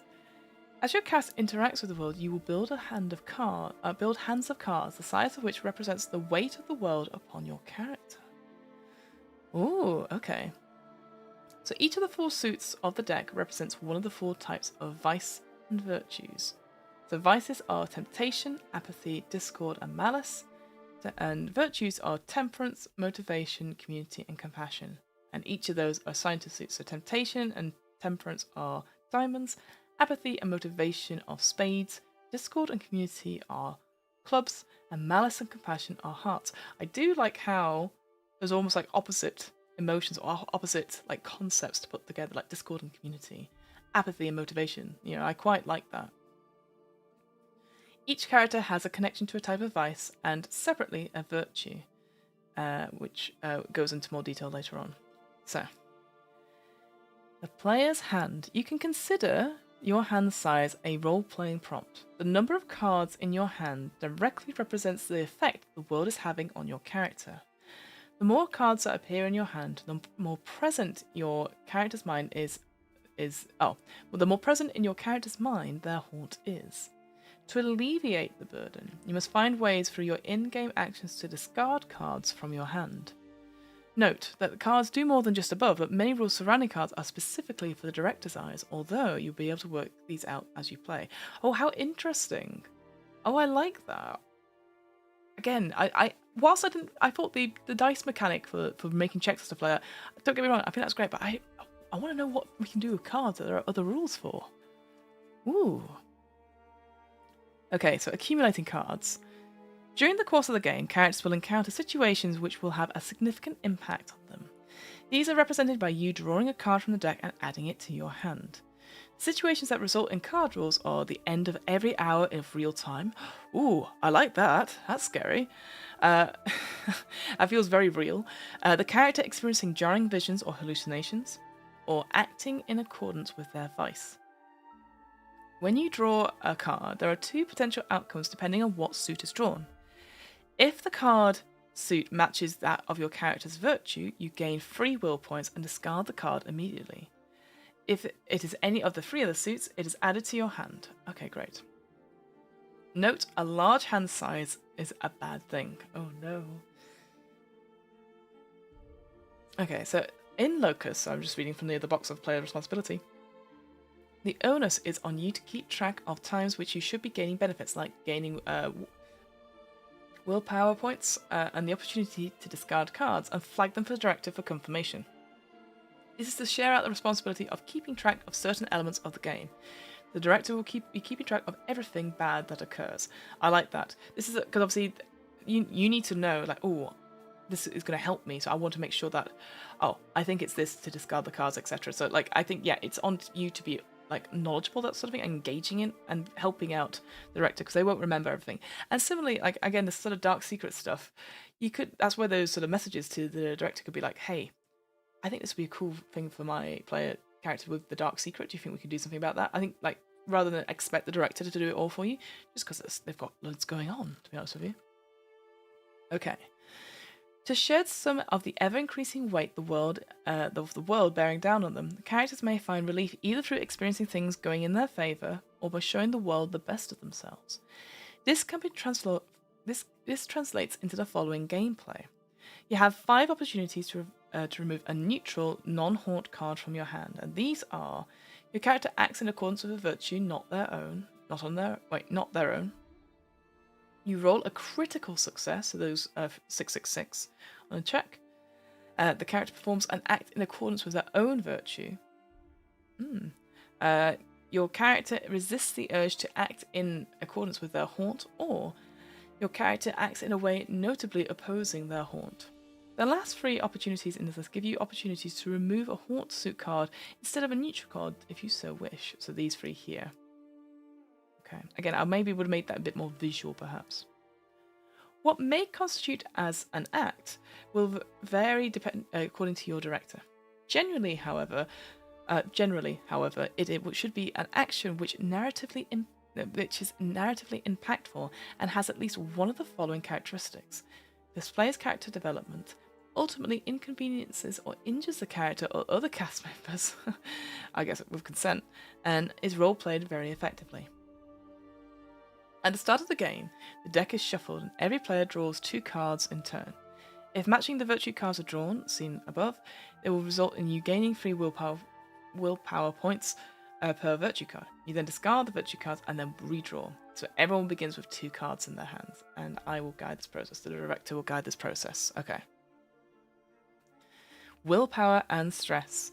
Frightening situations can cause extreme stress, which can be overcome with an application of willpower. The character stress levels and their ability to persevere through tough situations will be both important elements to the story. Are both important elements to many of the narratives which inspired Locus. As such, stress and willpower will be intertwined and included as features in the system. Stress and willpower have mechanical impacts on the gameplay, but also offer roleplay cues as to the emotional states of the characters involved. The 3 states of stress are uneasy, tense, and stress. Tag yourself. And each represents an increase in willpower and each represents an increase in willpower points to re-roll dice. Oh, so that's what willpower points are for. Okay. Interesting. Stress. Throughout the system, or throughout the game, several situations and external factors may cause a spike in stress for a character. When these occur, you must perform a check to keep your character's composure, or else become more stressed. This stress check is an outcome check with a medium difficulty unless otherwise specified. In the following circumstances, failure for the character gains a level of stress. Success means that their stress level remains the same. So, if they fail a check, the stress level could increase. Seeing a monster could increase the stress level. Taking damage from an injury, difficulty on this outcome is adjusted depending on the type of injury as follows: easy if it's a minor injury, medium if it's a major injury, hard if it's a grievous injury. We'll find out at Death's Door, which is that end of the character sheet we're coming up to in a second. And other situations as per the director's discretion. Okay. How are we doing on time? Okay, roughly about another 40 minutes. Okay. The appropriate attribute for the stress check depends on the situation and is ultimately up to the director to decide. Stress checks other than damage checks default to medium difficulty unless noted otherwise. Here are some common examples of the attribute choices for stress checks. Cowardice in a frightening situation such as seeing a monster. Repulsion in conversations, failing a check in conversation. Temper in high pressure situations such as taking damage. See notes on difficulty levels and injury above. Ignorance in intellectual pursuits, failing a check to work out a riddle. Oh, that's me all the time though. Impatience in time-sensitive situations, so failing a check to open the door whilst being pursued. If you fail this check, your character's stress level increases by 1. If uneasy, it becomes tense. Tense becomes stress. Already stressed, nothing happens. So the stress stuff indicates how much willpower you have to do to re-roll dice, honestly. Oh dear. Calming down. If a character is stressed, the following circumstances will reduce their stress level to tense if they are tense to uneasy. The character successfully hide, flee from, or defeat a monster, or excuse me. Oh, so sorry. The characters solve a significant mystery or make significant progress through the story. Note that both situations will need agreement from the director before you change your stress level. Regardless of the level of stress they have, if the character takes an extended rest, confirm with the director if a rest they count is extended, your character will become uneasy. Willpower. So sometimes when the chips are down, we know when we know we really need to succeed, when we know everything hinges on this one thing working, we can pull something extra from deep within us and beat the odds. This ability is represented in Locus by willpower points, or WP, and is a powerful mechanic you and your characters can call upon. Willpower is an important resource for a character, one of the few elements in Locus that allows you some control over the outcome of an action, sorry. Willpower only has one use, but it can be exceedingly potent. After rolling dice, if the result is not optional, the player can spend willpower points on a reroll. Any number of dice can be rolled in this way, but willpower must be spent for each one.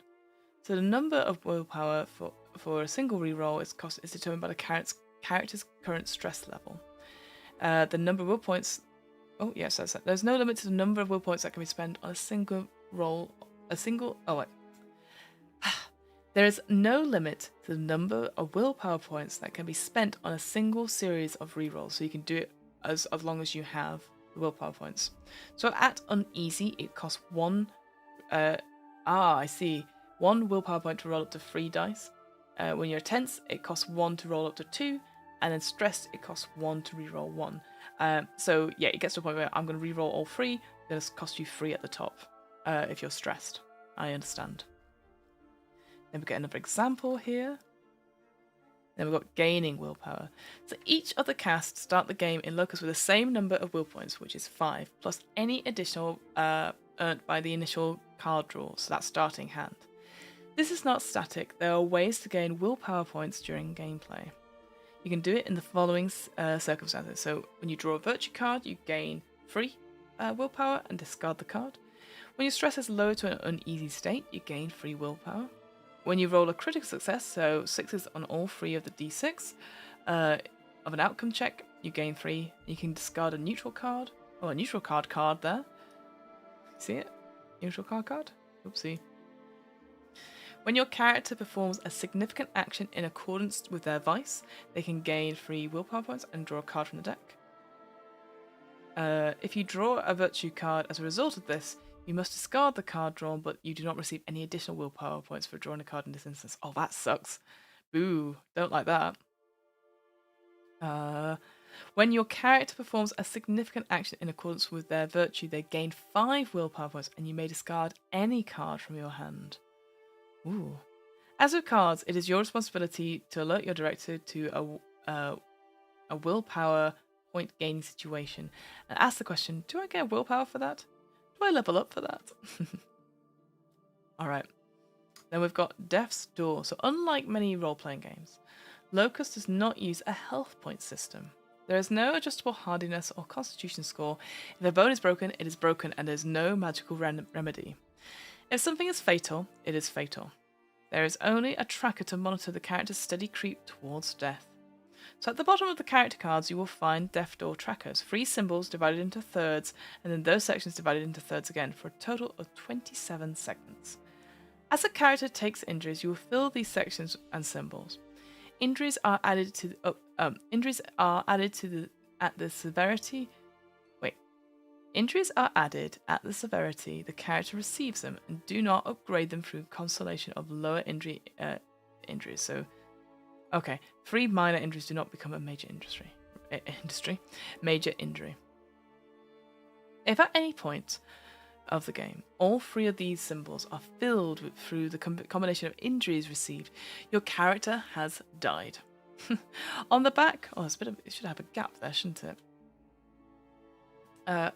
At the back, that's another gap. There's another weird gap there as well. On the back of the character cards is space to note down details should your character receive a major or grievous wound.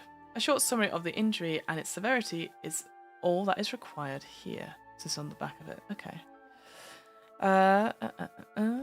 When a character is injured during the game, either through combat, poor judgment, or sheer misfortune, there will be a severity. If accrued in conflict, a contested check determines the injury's severity, so minor, major, or grievous. Or grievous? Yeah, grievous. However, if out of conflict, injury should only ever be minor and a consequence for failed checks. No matter how small, all injuries contribute to the decline of a character's physical well-being. Okay.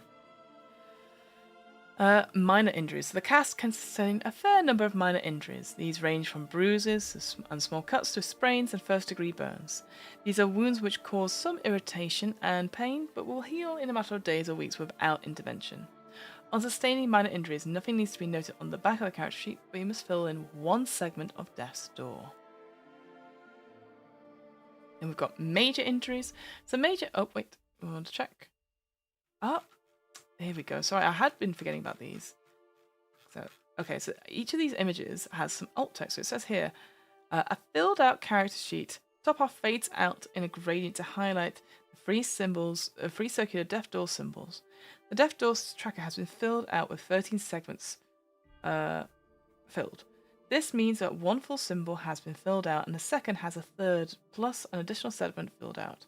This represents one grievous injury, one major injury, and one minor injury. Ooh, okay. That's quite good. Explaining, again, that explains a lot about like what it looks like and total up to what did it say, 13 out of the 27? Interesting. Here on this image on the left about injury type, it says the back of a filled out character card. The bottom half fades out so the injuries section is highlighted in the injuries section. The following has been entered. Gash on leg, major. Gash on... Oh, broken leg. Broken leg is grievous. And then this last one here. It's a filled out character card. The top half fades out in a gradient to highlight the three circular death door symbols. The death door track has been filled out with 2 single segments, meaning that the character has taken 2 minor injuries. Okay, so major injuries are more substantial and begin to impact the character's ability to function.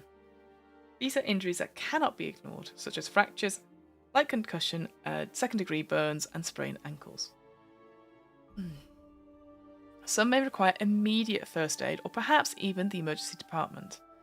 Major injuries can be soldiered through if injured characters have access to first aid equipment or someone with adequate medical training, see treating injuries below. Generally, this type of injury will need more than a month to heal if left alone, and may leave the character with some sort of lasting damage if not followed up on promptly by a medical professional. On taking a major injury, you must note now the details of the injury on the back of the character card and fill in 3 segments of death's door. Once a character has taken a major injury, checks will never be easy by default, unless a character has an expertise in a situation or an item, as items can still reduce the difficulty levels to easy. Interesting. Okay. I like that. And here we've got it here. Same sort of thing. It says on the card, the rest of the card is shown. So yeah, it's just describing the alt text here about it being a major injury. 3 symbol segments filled in. Yeah. Then we have grievous injuries. So these are wounds that really signify impact on a character's ability to do most tasks. These impact day-to-day activities due not only to the physical damage incurred, but the pain and mental stress. Severely broken bones, losing an eye, third-degree burns are all examples of grievous injuries. Depending on the type of wound received, role-play actions may need to take place before a character can perform certain tasks. A badly broken leg, for example, will prevent a character from walking until it is splintered appropriately and they find a crutch or some other mobility assistance. On receiving a grievous injury, you must fill 9 segments, 1 entire symbol of a death's door. Holy heck, that's a lot. As well as recording the injury details on the back of the card. Furthermore, once a grievous injury has been received, the checks will never be easy or difficult medium by default unless the character has expertise in a situation. Although items can still be used to reduce the difficulty levels. Ooh, I like that. I do like that, but that feels, yeah, I like that idea that, yeah, the injured you are, it bumps up the difficulty levels. If you have one grievous wound, though, yeah, oof. Yeah, I can really feel that damage coming through. Okay. Treating injuries. So if characters are fortunate enough to come across appropriate medical supplies and facilities, or if they have a first aider in the group, they may be able to treat or mitigate their major and grievous injuries. Treating injuries does not affect the death roll tracker, nor does it allow you to remove injuries from the back of the character card. However, it does lower the severity of injuries for the purpose of checks. By extension, this lessens the difficulty penalty that major and grievous injuries could cause. For this reason, there is no mechanical benefit for treating minor injuries as they do not incur a difficulty penalty. Note that all injuries can only ever be treated once. There you go. And there's going to be a play example. I can see here that this person's got a broken leg, and it can't be fixed. Ooh. It can't be treated again, this story. Excuse me. Feeling quite tired. Okay, so character death. As injuries accumulate, death draws closer. Locus is not designed to be a highly lethal system, but character death is always a possibility. In this instance, the character is no longer playable and is unable to continue their story. Unfortunately, given the short-lived nature of Locus games, it is not always feasible for you to rejoin the game with a new character unless they died relatively early in the story. It is up to you and your director to decide how you would like to deal with this as an ensemble, but Locus stories are not designed to last for many extended sessions. Okay, good to know. That's interesting though. Like, we've talked about it before about like certain games will be like, oh, you've just died? Okay, well, you can make another character pretty quick and then you'll appear later on. So maybe I would suggest that. Sure, maybe for one shots less so, but if it's definitely a few shot, then I want to make sure that the players are playing and not just sitting out the sides because they made a few mistakes. Certainly when they're learning a new system. All right. Okay, got roughly what? Just under 30 minutes. Okay. Conditions. So a condition is a temporary effect which may be applied to a character after you failed an outcome check, particularly during conflicts with monsters. Conditions will generally result in temporary restrictions on a character which result in harder checks, more difficult contested checks, or the character being unable to perform a specific action for a limited time. Possible conditions include blinded, prone/knocked down, deafened, dazed, or restrained. I would say I would put like a K here, a capital K for knockdown, because everything else is in bold. The director will explain the mechanical implications of a condition as they become appropriate and should give you a chance to react accordingly. The game effects vary depending on the condition. Being temporarily blinded could put all sided checks at a hard difficulty, for instance. After being knocked down in one turn might require that the next turn of comfort be spent standing up. Conditions should not be conflated with actual medical conditions. Notable examples of this, there's another gap there, are paralysis represents an inability to move a character's body, usually through fear and not paraplegia. Blinded represents a temporary obscuring vision rather than being rendered partially or fully medically blind. And deafened represents a character's ability to hear being temporarily disrupted and not represents the medical condition of deafness. That's very good, because I did think to myself, would you call them these conditions now? But I like that. It's like, hey, we're going to set this out. This is not what it means. This is just a temporary disruption. It just gives you a temporary disadvantage because of the situation that's happening. I think actually what I would do here, I would have made this into its own box to highlight it, because I think that's a very good way of putting it. It should also be noted that in certain circumstances, a condition may not be able to be applied to a character. So for instance, a blind character cannot be blinded, a deaf character cannot be deafened. A character who's already bound by something will not be additionally affected if they are bound by a condition. Interesting. And good to know as well. A black and white photo of a dirty alleyway. The photo has had typically several layers over the top of it that obscure the details, making it murky and distorted.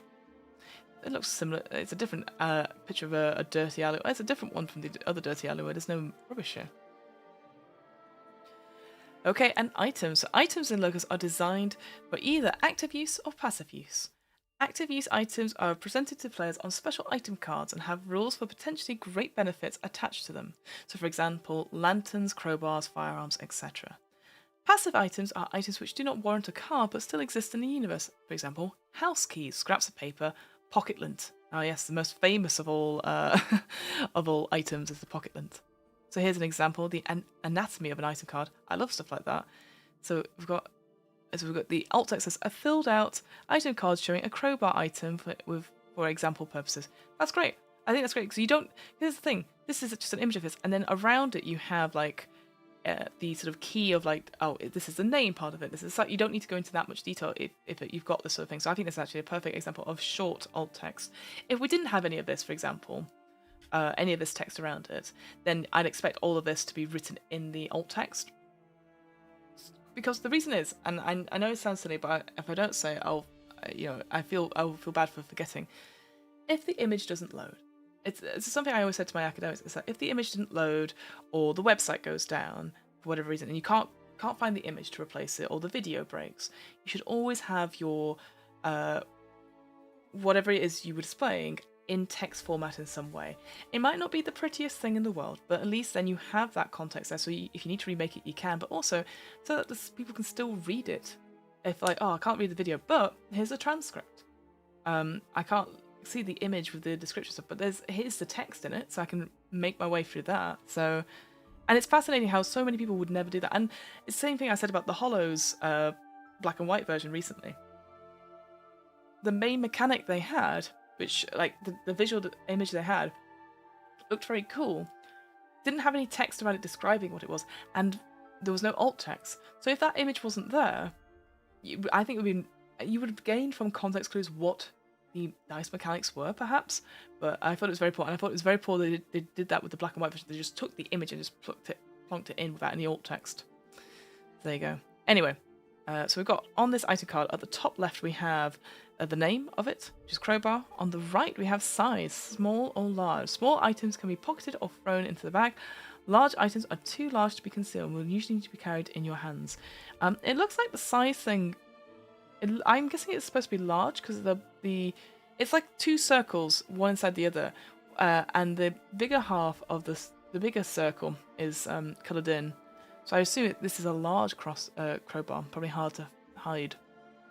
Then we have on the left, we have the image of the item and description of the item. In this central box will be either a picture or description of an object. If it is an item that has any unique effects in it, it will be noted here, so that's good to know. We have a damage type underneath that, indicator of the type of damage which it will do if you use it to hit something. Most items will inflict blunt damage unless stated otherwise. Then underneath, you've got a quality. You've also got some text there. It says items will make all... hang on, I'm going to have to... I'll take a small crowbar and a large pocket lint. What game are you playing, Hogan? Items make all connected rolls one stage easier. Oh, that's going to be something for everything. I understand. Yes, because it says like they will... If you use this appropriately, yes, that's fine. I was like, what's that text there for? Here it has the quality, which is a dot scale from 1 to 3, represents how well made an item is and how easily it will fall apart once it runs out of durability points, which is what the score box is underneath here. So we have 1, 2, 3, 4, 5. Oh, hang on. 4, 8. Yeah, so. And then the last box there is damaged. Interesting. So when an item is used to make a check easier or attack a monster, a point of durability must be filled in. Once there are no empty boxes remaining, you must succeed on a durability check against a target number of 3. Durability check, would you just roll a d6, I'm guessing? Or the item crumbles after its next use. For items with ammunition or limited quantities, such as medications in the first aid kit, the durability chart shows how much of the substance is left. Okay. Right. I don't understand. So we've got the quality stuff. How does this work with this? I'm sure it's going to tell us in a second. But just without looking at it.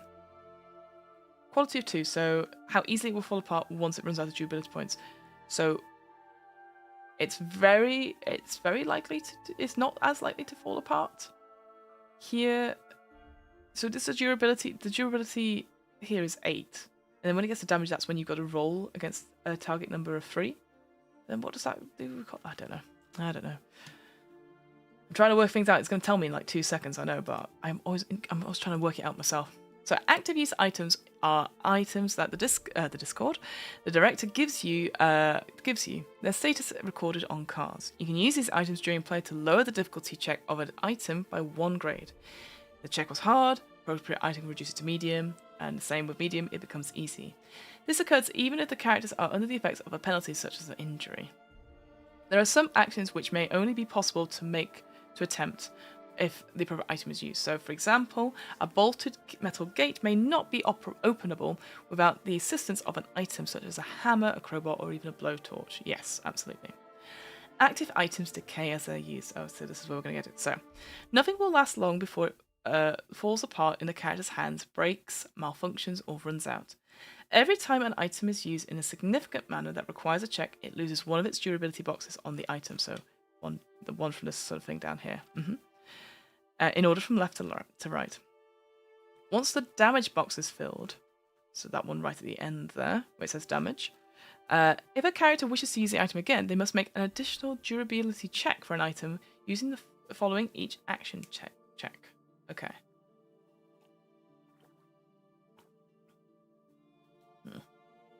So, let's read out this example. I'm going to read out the examples for this because I really want to know. I've made it too big, as usual. So it says, shadows stretch across the room, long and finger-like, distracting in their stark contrast while Virgil tries to search the room for paperwork. I do love the name Virgil. It reminds me of Thunderbirds quite a bit. As his players, Mike fails a hard outcome check. He finds the paperwork but cannot seem to find the correct document in the gloom. Tormo's character Jasper follows him in with a lantern and attempts to search the same room. The use of a lantern means his outcome check is medium instead of hard, and he succeeds. As it is aid him, Torma then crosses one of the empty durability boxes on the lantern items card. Yeah. Okay. Durability checks. So you must perform a check on 3d6 and achieve a result of 4 or higher on an item when it becomes unusable. The difficulty of the check will depend on the item's quality. A quality of 1 means the check is hard. Okay. And the lowest result must be used. I understand now. Okay, a quality check of 2, which is what that crowbar is, means it has to be a medium. Wait, middle value of 3. And then easy is rolled. Right. Oh, I understand. Yeah, sorry. So usually, wait, no, hang on, wait. Achieve a 4 or more to succeed, or it becomes unusable. Fine. The difficulty. Why do we need a result then?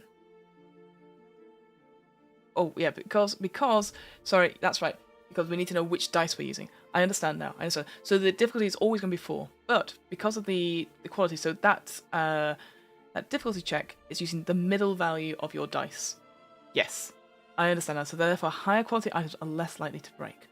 We got there. Took me a second. Got there. It's going to explain here in this thing, but I've got it now. Oh, and there's an image here. A rough sketch of an antique axe. It has been broken into 2 pieces. The handle snapped and splintered. So Teresa faces down the lurking abomination cloaked in darkness before her. The antique axe she pulled off the wall in a scene earlier is her only hope to defend herself. On her turn in the conflict, she chooses to chance an attack on the creature. She swings and is fortunate enough to knock it aside, giving her a route for escape. When the item was used, its durability boxes were already crossed off, so instead of crossing any off, Teresa's player Val needs to make a durations check for the item. Its quality is 3, which means the check is easy, and as it is an item durability check, Val needs a result of 4 or more to succeed. Val rolls 3d6. The results are 1, 1, and 3. But since the check was easy, she can use the highest result. But unfortunately, that is not enough. 3 is not enough because we need 4. The axe handle splinters and shatters in her hand as it collides with the monster. We got there. I understand. I got it. Okay. weapons. So attacking something is only possible with an item. You may flail at whatever you wish, but it will be ineffectual and such you won't be asked to carry out such a check. Punches and kicks will be no match for the nightmares you face in Locus. Any item will enable you to make an attack, but the best results will come from items specifically designed to be weapons. These will be clearly indicated in item descriptions. If the weapon's damage type is particularly effective against the particular target, then the attacking entity receives +1 success the attack's contested check. Yes. If the entity wields an item not designed to be a weapon, they will receive a -1 success from their final total. Okay, I think I get it. So in summary, or in sum, you will need to wield an item in order to attack. If you're using non-weapon items to attack, you'll get a -1 success in the contested check. If you're using a weapon item to attack, there will be no modifications to the contested check. And if you're using a weapon item to attack with an effective damage type, you get +1 success in the contested check. So what that means, I presume it's not a -1 or whatever to the roll. It's just like, because before when it was like, if you pass your difficulty, you get a success. I think that's just to take into account. So it's very difficult to succeed if you're not using like a proper weapon. Be aware that the director may not inform you when they apply certain modifiers. True, I always do it. Or I'm trying to do it more because I do think it's important to be transparent as a DM. And I think it's more, again, it comes out, I think, if you know what the odds are, it is more satisfying when you win. And you're like, or when you lose, you're like, oh, I was so close. It's much more exciting than to be like, oh, 17? And then the DM goes, no, it's an 18. You know, I think it's more exciting if you know the odds. And yeah, and then the highs are so much higher as a result. Ammunition. So by default, ammunition is tracked as part of a weapon's durability. Brilliant, we don't need to worry about it. This provides the limited use of having a finite set of ammunition that would, for simplicity's sake, the characters are assumed to have enough ammunition to last until the weapon breaks. If a director chooses, however, they may ask you to track ammunition use on the back of your cards. I'm not going to do that. That sounds boring for everyone. I also think in horror games, it is more exciting to reach and you're like, oh, you've malfunctioned. That's the end of your weapon. That's the end of you've run out of bullets. I think that's more interesting. All right, and then we go on to passive items. How are we doing on time? I'm sorry, I'm being very boring and sticking to inventory. These are items which are unlikely to be used. So your house keys or a mobile phone that might come under this category. I don't know about you. I feel like mobile phones are quite important in horror films. Depending on whether your location has signal. Damn. Even photos or documents won't be used in the same way a knife might be, and as such don't suffer the same degradation effects that as those more significant items. Keep in mind, however, that if you suddenly find a common use for one of your passive items, the director may end up upgrading the item and giving you a card for it. This represents the item beginning to succumb to the pressures of the world. Ooh. On a more mechanical level, bear in mind that the Locus system is not designed to give you an easy time. If something starts to give you advantages in play without a corresponding drawback, you should expect the item to be moderated on some level. This is in the interest of maintaining the pressure on you to play smart and through the world and work through the struggle of survival. Again, I quite like this like expectation setting. Again, I would put this in its own little box, perhaps, because it's kind of like advice. It's kind of like, here's something to expect. And I agree. It's for me, what I love about it is, yes, there is something exciting being able to use your character to do stuff, and in D&D and all those things, using spells in different ways is always good fun. But here, it's rather than like, oh, you've got your one item, you're just going to keep snacking away at the door. It's not going to. It's almost like taking the Mickey kind of thing, right? If you keep using it and it just keeps succeeding. So I like this idea of like, we want, there's got to be a little bit of pressure on here. That's kind of what the vibe of like these horror mystery games are. They want you to play smarter. They want you to think what you've got in your character sheet and think outside the box as well. And those are the sort of games I do like. So I'll be honest, this is great. I kind of like this game. I appreciate we've only got about 30 pages into it. But yeah, I just find it interesting. Note, accessibility and mobility items follow the rules for active items as laid out above, only if they are used outside of the intended use for accessibility or mobility aids. Therefore, if you would like your character to use a wheelchair, a hearing aid or a walking cane, etc., you can do so freely without worrying about the item's degradation. Wow. That is so fucking big. That's great. I love that. Even if you do use this item outside of this purpose to make checks or attacks, such as using a walking cane to act as a cane as a bludgeoning weapon, the items will not disintegrate physically once they've degraded. These items will still be able to use as accessible or mobility aids, but will no longer be used for the purposes of checks or attacks. I think that's great. I think that shows sensitivity so much in these things. Hogan says, I just want to hit stuff with a crowbar now. I give you full permission to do so. Just don't blame me. Don't blame me when your crowbar breaks. What a great... I feel like I'm being shocked. I did not expect this from this game. And especially because, again, in 2020, we were starting to think about safety tools and stuff like that. Here it's written in such a way like, yes, of course you can have people in wheelchairs. And people who have hearing aids and walkies. If you want your characters to do that, yeah, absolutely, just don't touch down. That is... I feel like that's wild, and that shouldn't be wild, and I shouldn't be reacting like this, but when you think about how much discourse has been around, like, people not wanting to have these kinds of characters in their fantasy games, because why would they exist? Which is absolute bullshit, obviously. Here it's like, we can have horror games with this, but these things are a part of their identity, and it should not disadvantage them. Like, yeah, if they use a wheelchair to mow down this horrible creature, and it breaks in quotation marks, but you can still use it to be able to move about. You just can't use it to mow people down, to mow creatures down. So I think that's incredible, actually. I've not seen anything like that before, and I very much appreciate the language it's taken there. And then it goes on to chapter 2, which I don't think we're going to have time to look at, unfortunately, but I'll read out the alt text on this page. So, she couldn't shake the feeling of being watched from every doorway, from every shadow. The feeling wouldn't leave, and neither would the watcher. That is pretty awesome. Yeah, I appreciate it. I feel like I'm being shocked about it, and I shouldn't be shocked. This should be something that's completely normalised, but I've not seen that in any game. There's, like, without a lot of discourse around it, but it just seems like, yeah, simple, and it's straightforward language as well. And then it says for the alt text... characters. A dark painted canvas upon which is a pale shape. A white mask with red lips stares uncannily at the viewer. I'll be honest, I don't know if I want to scroll down. Behind it coils a long... Oh no, where's my alt text? A long snake-like body covered in eyes which stares out with red irises. Okay, you ready? Oh, I don't like it. Oh, it's so much bigger. It's so much bigger than I thought it was. Oh, I don't like it. I love it. Again, it has that sort of thing, almost like you shone a flashlight and it just appears out of nowhere. And okay, I also say, like, it feels very simplistic, this imagery as well. But I think it just fits that theme as well. Also, these do look like teeth, don't they? Ugh. Biblically accurate snake. But no thank you. Alright, and so this chapter will go into the character creation. I'm not going to look at it because I'm running out of time, but I do want to spend the next 5 minutes. I just want to have a look. I zoom out a little bit. I do want to see what chapter 3 was.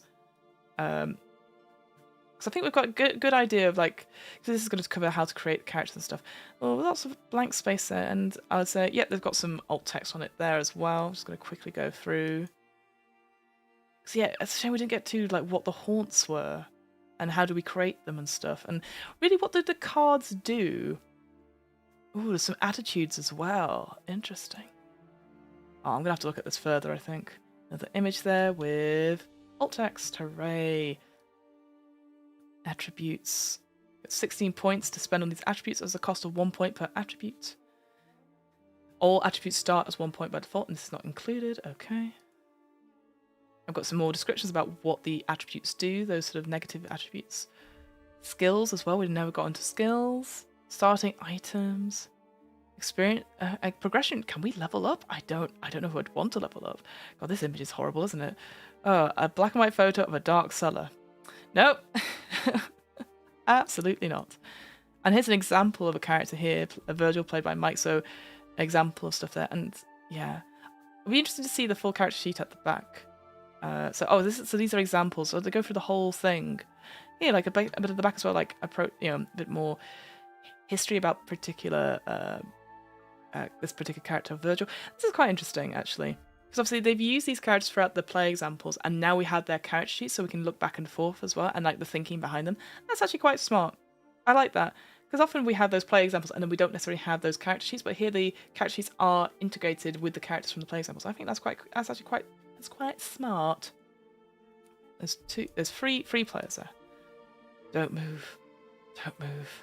Don't move. Blah. It says, alt text, so chapter 3, interacting with the world, a dark painted canvas. A pale figure can be seen in the darkness. It hangs upside down. Its large head displays a single huge red eye, and its mouth cracks open in an uncomfortable smile. A long red tongue snakes out. Are we ready, folks? Oh, that was so much worse than I thought it was going to be. Oh, Lord, that's terrifying. Okay, we'll move on. We'll move on. I did not think it would be that big. Again, it has that flash-like thing to there. Oh, that was horrible. Don't like that. Okay. So then we're going to have some interacting with the world, like performing actions and stuff. So some examples and some sort of... there's like stuff here, like video games and LARPing. Oh, that's quite cool. I wish we had more time to look this through. Actions, alternate tributes, conflicts. Okay, so it's probably just going over what we've read in that beginning, and now you've got your own character. You've made your own character now. Going back through the game mechanics of it is actually probably quite helpful. Then you know what you're sort of looking for now that you've created your own character. And we've got black and white photo of a security gate in a subway.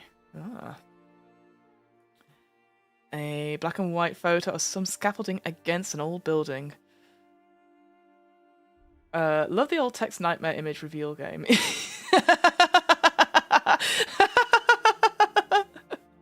It's our new favorite game. But you see why I like the alt text stuff, and I can see another one's probably coming. Okay, we ready? All right. So this is the appendices. So the appendices is a rule summary by players, glossary, all that sort of thing.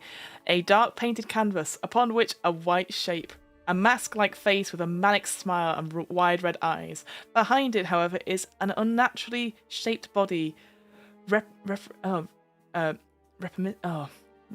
reminding of sort of chitin or bone.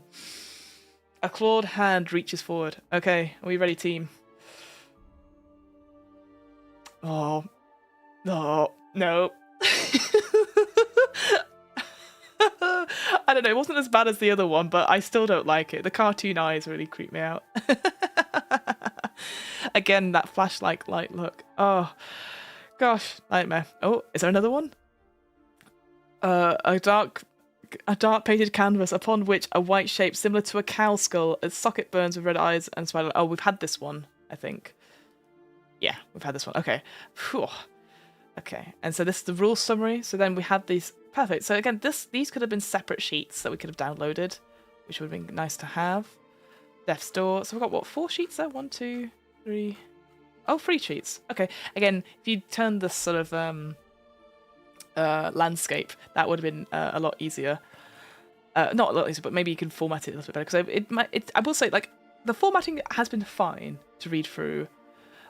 Googly eye nightmare for the win. No. I think it could have been easily, not easily, but I think it could have been formatted maybe a little bit better to see things, put things in boxes a little bit more. But that's just, I think it's something that is easy to do once you've got all the content, right? And I do feel like there's lots of stuff here which I pretty much agree with. I love the name Death's Door, and I love the names that we're given it. Okay. Oh man. Ugh. On a dark painted canvas on which can be seen a pale shape, a hooded doll-like figure stitched together at the seams. Long, many-jointed limbs emerge from beneath its cape, ending in a savage-looking claws. Then we've got a glossary. Glossaries are always good. Like a glossary. Locus is a site that is significant enough, no matter how small, to have its own identity. I did not know that. How good. Good to know. And then we have the index. And then we've got the cards. Okay, so they're quite small, these character cards, aren't they? And they're not form fillable either, which is a shame. But let me zoom in a little bit. Yeah, they are quite small, I will say. There we go. So at least the image-wise is quite good. Oh, look at that. They've saved Locus on them. I like the the artwork of them. But again, these things are really small, and maybe it's supposed to be like it's supposed to be small, it's supposed to be tiny, etc. And I like how there's that split in attributes. Maybe again, if we'd gone through the character creation, it would say like why they split them into these like 3, 2, and 3. And I like this like colouring in like the haunt and virtue and stuff. I just wish it was bigger. I just wish this was a full ace. I can imagine why it's quite cool to have it as a small bit. I think it needs to be bigger, and it would be nice to have it as a digital fill out one. Certainly, I feel like having this as a form fillable thing for the Death's Door would be really good. That one is creepy. Just that one, Hogan. I think they're all nightmare fuel. That's why I really love one thing. Why I really love the Ghostbusters film, the all-female Ghostbusters films. The reason I really like it is because Leslie Jones, she goes into a room as they're investigating stuff, and you can just see there's all these mannequins just move around, and she just goes, nope, room full of nightmares, and walks out, and I'm like, that's the attitude I have. No, thank you. And that's it. It doesn't go to 30. It doesn't go to 73 pages. But there you go. That is a very quick look. I appreciate we didn't look at the character creation. You know what? We're not gonna look at those horrible things. Let's keep going. So I appreciate we didn't go through the character creation. I think I'd be very interested to look at that. What an interesting game. So what do we think of Locus in our sort of wrap up? I agree. I agree with Liz. The alt text nightmare image reveal game is a new favourite that we should always play on this channel if it's available. I actually think, again, if they were going to do another version of it, maybe get a more sophisticated art in. But I don't hate it. I like the themes it was coming through. Because again, maybe it's that sort of thing. Is like what your mind comes up are these images. So. They're not necessarily very detailed or gory, perhaps. But I do think there was maybe a shift in quality, perhaps. Maybe that's the nice way. Like this, for example. I quite like what this image is of like the silhouettes, which we didn't necessarily get later on. But I did like the idea of them being on a black canvas and then coming out as if you just put your light to them as well. You've been absolutely on fire with the stream lately. Loving the 30 days world-building season as well. More Fiona-centric in the better, in my opinion. Oh, that's so kind of you. TTRPG is the best Fiona. That is very kind of you to say. I'm blushing now. I'm glad you're enjoying. I'm glad you're enjoying the world building series. I need to finish that off recording stuff. I'm glad because I was a bit worried about it. Just sounds a bit boring, but I'm glad you're enjoying it. I'm glad you're enjoying the stream as well. Yeah, I've really enjoyed this stream today. I actually feel really excited that I kind of want to. I do want to look at the director's guide now and see like what are these other mechanics stuff. I feel like it's a very straightforward game. I like the little chunk.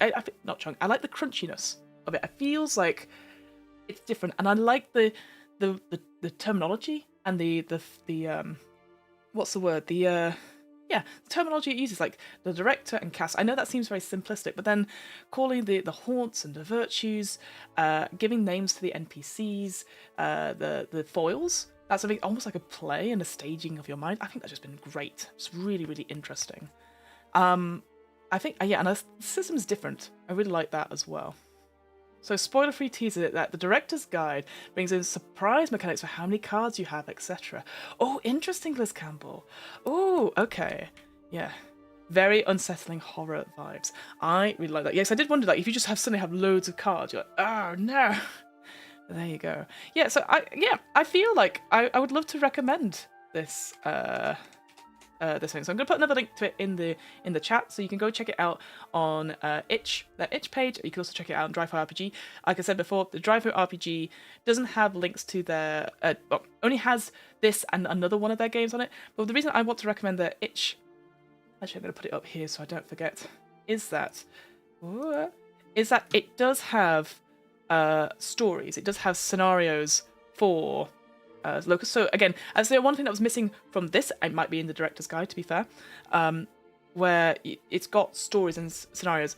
Like you've got one there, the archive, which is for $2.99, which is what, like roughly like £1.50, and then there's Sticks and Stones as well, and they've got the Dreadful Futures. So if you're interested, like I'm actually keen to have a look at this afterwards as well. Because I think that's the only thing I'd say is that if I'm sure, again, we didn't look at the director's guide, so we don't know if there is a scenario or two in there, or how do you make up scenarios and stuff like that. So it would be interesting. So if you want to look at more stuff, it's on there.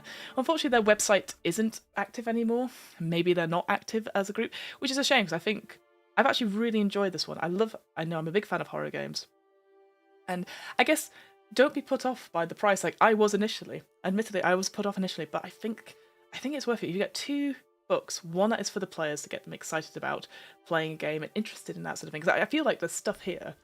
I mean, I guess the only sort of criticism I would have, perhaps, is maybe it'd be nice to have a bit more in terms of setting. Like, is it just within your mind, and it's just like a more sort of horror generic sort of setting? Like, it could be for anyone or anything.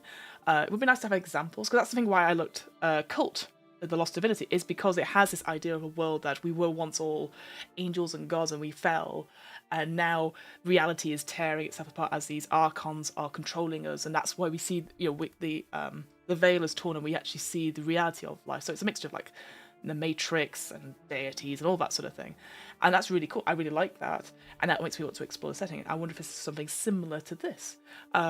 But it doesn't have to be. I appreciate it. I think I've got getting more and more into like looking at different setting stuff just because of I look at over there, like Solemn Veil came recently and I'm like, oh, yes. Anyway, thank you so much for being a part of this. I'm gonna have to shoot off as always, but if you have enjoyed watching this stream, whatever this is, and other Too Long to Read streams, what else is Fiona up to? Well, I do, as kindly someone on YouTube said, I always get your name wrong, my friend, but always good. You can check out What Am I Rolling, which is a twice monthly tabletop RPG one-shot podcast. We've been doing lots of different RPG systems, like one-shots, lots of interviews with game designers, and recently I've been doing a world-building series, which one person seems to like, which is awesome, and that person's not my mother. Hooray! Just get my under the feet. We've got a few more RPG systems coming up. If you're also like, Fiona, I only want to hear I don't want to hear D&D, and you're like, nah, alright. We've got the DM's Book Club as well, which is a weekly book club podcast where we talk about some Dungeons & Dragons and discuss how we might include that lore and that information into any role-playing game. It doesn't have to be D&D, even though it's the 50th and everyone's really excited for it. There's not one system for everyone, and that's why you should be playing other systems and other genres to tell much more interesting stories like Locus here. We read the books so you don't have to, as Hamilton always says. So go check those things out. Thank you. Oh, no, thanks, Liz. I thank you so much for recommending me this RPG when you got it from Games Expo. Thank you, thanking you. Is there anything else? Oh, yes. I am not going to be streaming my Friday stream tomorrow, unfortunately, due to having to go and do life admin stuff. And my partner's also home as well, helping me doing said life stuff. So it will be very rude of me as he's doing his meetings for me to go, and now to do a stream. So I've moved tomorrow's stream, which was like the Blight. It was something at Blight's Hollow. We've moved that to Wednesday. So you're going to get you're going to get 2 streams next week, Tuesday and Wednesday, because then it's 4th of July stuff, and unfortunately then I'm away doing that sort of stuff as well. So I've just moved that to then, and it should be updated everywhere, so do not fear. So unfortunately, no stream tomorrow, but you have an extra one to make up for it next week, even though it's a holiday week. Thank you so much, guys, and like I said, please check out Locus, and I'm going to try and find out more about Cobblepath, because they seem really interesting, and I hope they've done more games. I hope they've not disappeared into obscurity, because I'm very interested to find out more. And have a wonderful Thursday wherever you are, or when you're watching this back, have a wonderful day, evening, time zone, and I will look for the end. Is there anything else I need to say before we go? No, I don't think so. It's all good. I will look for the end of stream button, and I will see you next time. And next week I will say quickly, what am I doing? Oh, there's lots of activity, hopefully not bad activity. Sorry, I realised what's happening. Next Tuesday, so the next stream we're going to be doing is the Doctor Who Starter Set, the 2nd edition. My heart's dropped a little bit because it's a Cubicle 7 starter set. You'll understand where we go, but I'm not the biggest fan of those particular starter sets. But I love Doctor Who. I'm very critical of Doctor Who, but I always want to see, like, how do you do a starter set for something like that, and that's why we've done stuff for Free League and stuff like that. So next time we'll see you for the Doctor Who 2nd edition starter set. Have a good rest of your weekend time zone. See you soon. Bye.